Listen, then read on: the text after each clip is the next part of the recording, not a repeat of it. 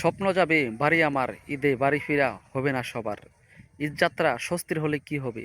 বেশিরভাগই দূরপাল্লার গণপরিবহনে ভাড়া নিতেছে বেশি। আমিও গাজীপুর থেকে আমার গ্রামে চলে এসেছি। আমিও আগের চেয়ে অনেক ভাড়া বেশি দিয়ে এসেছি। আপনারা আইনশৃঙ্খলা রক্ষাকারী বাহিনী আপনারা বিভিন্ন বাস কাউন্টারে অভিযান চালাইতেছেন এবং চালাইছেন।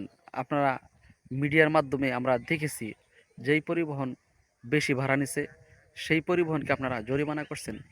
তাহলে আমরা আমরা রাস্তা দিয়ে আসলাম, আমরা তো কোনো আইন শৃঙ্খলা রক্ষাকারী বাহিনীর ভাড়া তদারকি করতে আমরা দেখিনি। কিছু আইন শৃঙ্খলা রক্ষাকারী বাহিনী আছে, তারা যানজট নিরসনে কাজ করতেছে। তাহলে আপনারা যেই কথা বললেন, যেই পরিবহন ভাড়া অতিরিক্ত নিব, সেই পরিবহনের রুট পারমিট আমরা বাতিল করব। আমরা তো সরজমিনে কোনো বাস্তবতা দেখতেছি না। তাহলে গণপরিবহনের মালিকরা আপনাদেরকে কি পিছনের পকেট দিয়ে কিছু ভরে দিতেছে কিনা? যদি ভরেই না দিত তাহলে আপনারা অভিযান চালান না কেন? ভাড়ার ব্যাপারটা তদারকি করেন নাকি রাস্তাঘাটে?